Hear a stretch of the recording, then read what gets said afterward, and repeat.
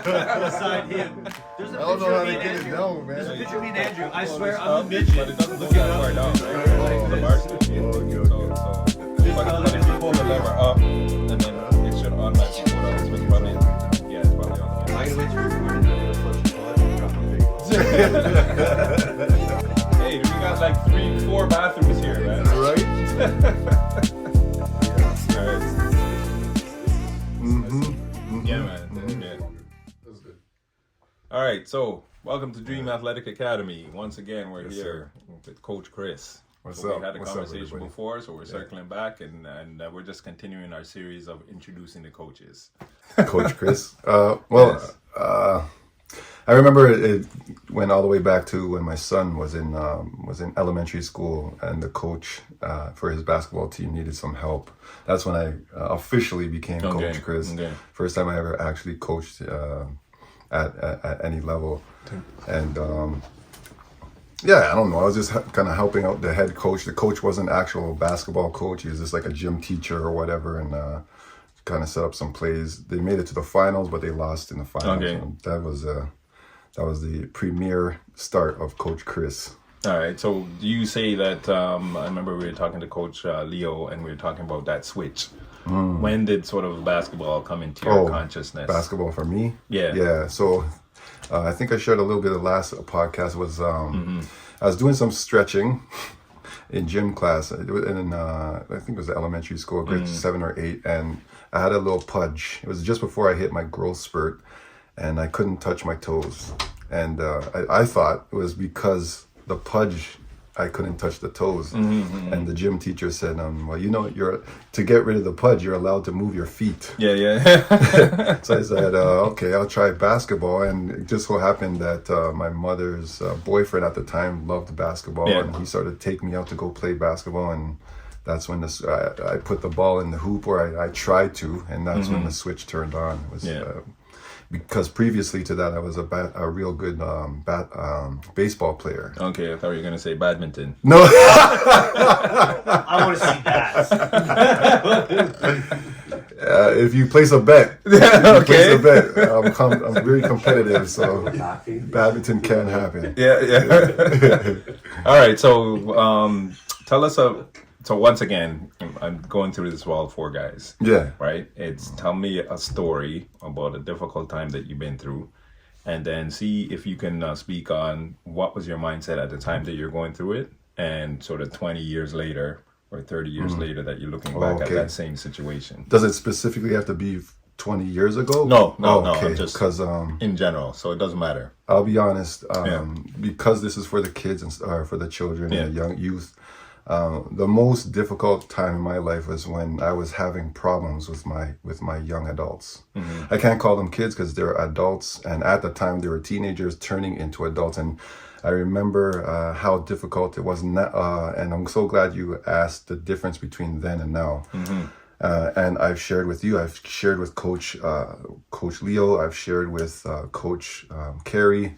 Yeah. So one of the things that we're trying to do is, even though you're talking to the kids that we're sort of dealing with, or the youth that we're dealing with, this is also for the parents, right? Because we are teaching the parents that, for instance, like I asked them how many parents do yoga, right? And we had a couple of the parents put their hand up. So I said, did you teach your kids yoga, right? And the answer was no, right? So I was like, okay, so you know it's good for you. You know affirmations are good for you. You know this stuff is good for you. Why are we doing it for ourselves? And maybe it's just the first generation that is learning this stuff, right? Because my parents were old school. They didn't talk about any of that stuff, right? Yeah. You had your Jamaican terms, which are probably affirmations, but we just didn't know it, right? Yeah. But so I think it's important that parents understand that even as parents are going through this, there's no playbook. So if they can even learn something from what we're talking about today, it's going to help both the youth and the parents. Gotcha. Right? So I think this is good. So this it's is a good perfect line. for them. It's perfect for both. So I have adult kids now. I had my son at 19. So I was growing while he was growing. We grew up together with my wife, of course, and they get, as the parents know, they get to the teenage years, which are very difficult, and it's difficult. At the time I didn't realize, like now I know that the part of the brain like wisdom and things that we think about simply now that we think is logical, they don't have that part of the brain developed yet. Like when you were talking about with Coach Carey in that moment, Yes. and they hear the voice. Well, they don't have a voice because it's that part of the brain is developed. This is looking back now, right? Yes. Yeah. So I had very difficult times with them because they're not kids anymore, but they're not adults. Right. So it's like you're asking them to do something like, let's just say, make your bed. Well, I don't have to make my bed. It's my bed. I want it this way. Well, are you going to make it when you're older and Right. when you have a wife and when you have a girlfriend? Yes, you are. Are you going to do the dishes when you're older? We're asked as adults, we're asking you to do this because you're going to need to do it when you're an adult. Correct. We're not asking you to do it for us. We know how to do it. We've done it before you were a teenager. Who do you think Yeah. was doing it all this time? Yes, right? yeah. I used to tell my daughter the same thing. I said, how many times did you see my mom come up and wash the dishes? Right. Right? Never. Right? So Yeah. this is something I'm trying to teach her, and I show her by example, because if you go to my washroom, it's clean. Any time of day. If you go in the kitchen, it's clean. Any time of day. It doesn't matter when you come to my house, Right. right? So I try and set that up as an example. Which is a but great it's the same example. thing, yeah.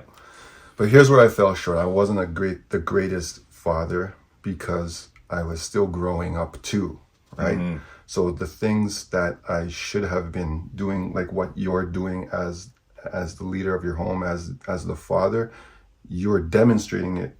It's not, listen, it's not what you say, it's what right. you do. That's right. And they're going to follow what you do. So I wasn't necessarily the best father in that sense. I was brought up to provide and protect. Yeah. That's all we know as West Yes, Indians. yes, Provide. yeah. But being a father is so much more than that. Right? Spending time with them. How are you feeling? It sounds soft, but it's real. Yeah. How are you feeling? How was your day today? That's I'm right. sure you do that with your daughter. I right? do, and it's important. Even something as saying "I love you," right? 'Cause my dad never told me "I love Wow. you." Not even till this day he'll Wow. say it, Wow. right? Yeah. And it's something that I try and do because it's foreign to me, Yes. right? But it's something I try and do with. And them was because it they need to uncomfortable hear for you at Of first? course it was. Exactly. Man. Same here. Of course it was, man. But you got to do the uncomfortable That's things, right? Yes. You got to do the uncomfortable. And so recognizing that I wasn't where I was supposed to be, but asking them, the light switch turns on and you're like, listen, you got to make your bed. Like, come on, Yeah. right? And you're 22 years old. You're living under my roof. Yeah. I shouldn't be telling you to make your bed. But I get it. You're trying to figure yourself out.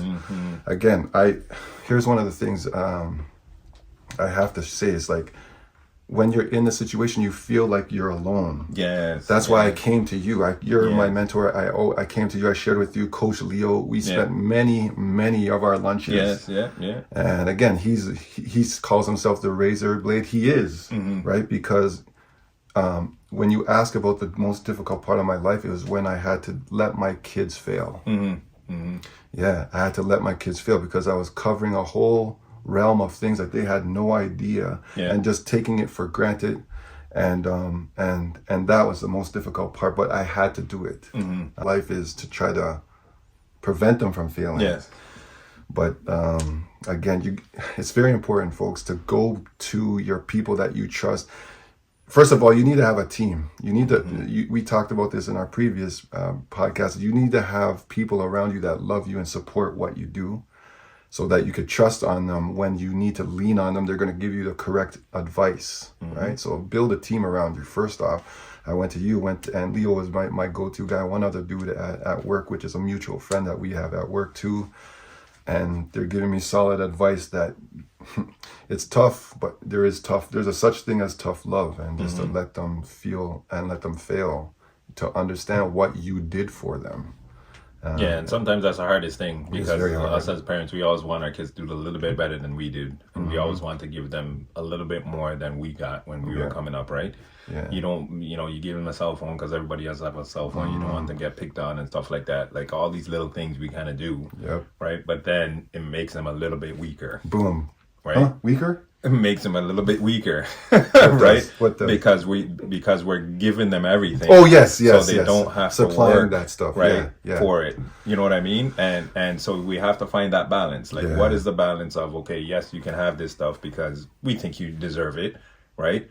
And the balance of I'm grateful that I have this. Yes. It's not earned or given to me for free, but I'm grateful that I have it, and I'm going to sort of show that gratefulness. Right? Yeah. That's which is why you got to be so close to that person that you understand what you're giving is going to help them and not hurt them. Yeah.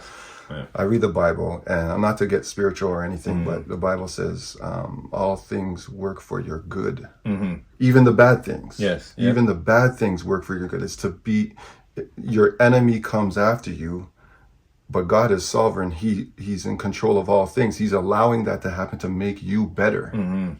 That's Bro, right. if you It makes tap stronger, into that, and it's the same as us. If you know the relationship of your child, and you know of this thing. And this is what I did all the time. And my wife would tell me all the time, man, you need to discipline your children. And I'll be like, they're fine. Leave them alone. All I want them to do is go to school and be good. Yeah, but they're disrespecting me. Yeah. And I wasn't there as a husband, as a father, where I was supposed to be, right? And that's where you got to nip things in the bud early, even if it's hard. But it is tough because when you're going through it, you don't see it when you're going through it. Exactly. Right? So now that you're looking back, you can see it. Right? Exactly. Now that you're looking back, you can see it and you can speak to it. So this is why I think this is powerful what we're doing here, because individuals are going through this and they need the opportunity to look back through our eyes because they're going through it. Yes. And when you're going through it, you don't see. Like you're just trying to survive. And you think you're the only one going through it. That's correct. Yeah, that's why I say lean on your team. Yes. Because most likely somebody on your team is going through it too. That's correct. Yeah. You went through it before. Oh, absolutely. What you shared with me once I shared with you, you shared with me. Oh, that's regular. That's right. I'm like, oh, it's regular? I'm not a bad dad then? Right. Yeah, right? See, that's right. It's very important. And the point is that you got to do the hard thing. And John C. Maxwell says, he says, you're either going to pay now or pay later. Yes. Yeah. And how much is it when you pay later? That's right. It's a lot more. Right? It's a lot more, man. Look at the inflation going on now, 8%. What the hell? Even in our industry, remember they would say, "Oh, we'll build the subway later. We'll build the subway. It's too expensive now. It's too expensive now." And now it's double, triple. Yeah. So you always pay more later. And one of the things I always told my son, you're going to say one of two things, because I think kids, it kicks in when they're about 27. When they're about 27, that's when they start sort of saying, hey, you know what, like what dad used to say is true. Or if they have kids, they start saying the same thing their parents said to them, right? Even though they said they would never say that, right? So I always tell them there's one of two things you're going to say. I'm glad I listened to dad, or I wish I listened to dad. Right? Those are the only two things you're going to say when you get there, right? Yeah. So I think it's just super important. And you know what brings that full circles? You know what makes that a fact is my son. We reconnected recently. And guess how old he is? 27. Oh, okay. So you see, so it's fact. Yeah, that's right, man. And that's the part of the development of the brain, right? Yes, it's just it's not there yet. Yeah. So you're absolutely right. You're absolutely right. Yeah. So as we move through, tell me what is your sort of part in team? So I know when you come to the team and we're in the court. I'm like that guy that talks about the affirmations. I'm like the Phil Jackson guy. Yes, like I'm gonna get them to do yoga. I'm gonna get them Which to I play love. ball in the dark, right? I'm gonna, talk about the mental side of stuff, right? Leo, he's that guy that's gonna bring out the mop, and I don't know what he's gonna do with it, but it's gonna lead to basketball. And I don't even worry. And that's right. It's off the map, but it's gonna work. That's right. Yeah, we know it. So even when he brings a garbage can, I don't know what he's gonna bring, but he comes in with something. Remember when he ripped out the pieces of tape? That's right. Put them in a ball. I was like, what's happening right now? Yeah, and then of course you have Mr. CEO, right, Kerry, and he's always talking to the parents. He's doing his thing. He's doing that background stuff, and he's making sure you keep this engine running. What's your sort of where's your niche? So I'm glad you went over the roles because I think the same thing. I think I mentioned it in the last podcast. It's a Voltron. This is really truly a Voltron. So you got Carrie, doing the CEO stuff. First of all, does everybody know what Voltron is? Voltron, I Google know. it. Yeah, Google it. Yeah, you're bringing it back to It's the like day now, before right? Transformers, right? That's right. Everybody played a role. There's an Yes. important part. Doesn't matter which part of the body you are. It's like a whole bunch of robots that complete a whole body. Yes. Okay, for those who don't know. So yeah, you got. Let's say it carries the head, for example, right? And then you got yourself as the shoulders and the arm. Then you got Coach Leo and I.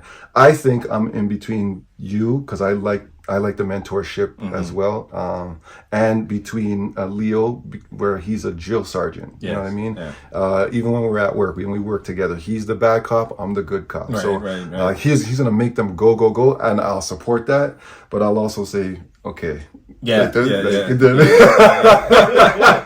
that's right, man. right. So That's right. I think we fit in so beautifully. You're right. The way we mesh. We do, and we feed off of each other too, exactly. man. Because I remember even when we were doing the squats, so we like Leo's like, okay, get in a circle, everybody hold hands, right? Right, And then we're right. doing the squats. All together. How long are we doing squats for? I don't know. I'll let you know. Ready, right?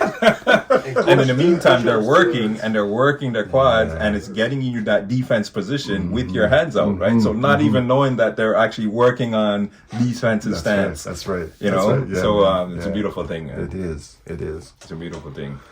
All right, so seeing as we're going through the NBA, Yes. we're getting close to the final. Yeah. Who is your pick for the final? So far we have 3 for the Nuggets. Yeah, You're gonna go I'm against gonna those go- 3 for the I Nuggets. Or you're can't. going against it. I can't. I have to echo that with the same thing everybody has said so far. Coach Leo, Coach Kerry, yourself. But I'm gonna say for a different reason. Okay. Yeah, you guys mentioned. I like what you said. The even his Joker's mentality. Well, Yes. I don't care about the parade, whatever. Yeah. Which is absolutely true. But for me, as role playing, that team is they have the role players that they know their job, they know what they're supposed to do, and then you got your superstars. Yeah. They'll do whatever it takes, yeah. right? And for me, it's a solid team from the bench to the superstar, and that to me is what makes a championship team. You could have your flashy top big 3 if you want, but what if one goes out, or what if one doesn't perform that day, or Look whatever at the case Milwaukee. may be. Yeah, see, Yeah. you It's a see, prime example. you need a full squiddy, Yeah. right? You need a full squad. Yeah. The role players know what they're not trying to do more than they're supposed to do. Yeah. There's no more burden on the superstars that need to be. Yeah. And the reason I know this is because the TTC League, Yes. TTC Yep, I remember. NBA.